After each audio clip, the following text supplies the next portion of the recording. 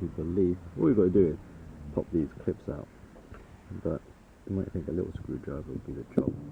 It doesn't give you much movement, so a bigger screwdriver. Be careful not to slip and damage the paintwork, but that will give you more movement, more distance when you twist it.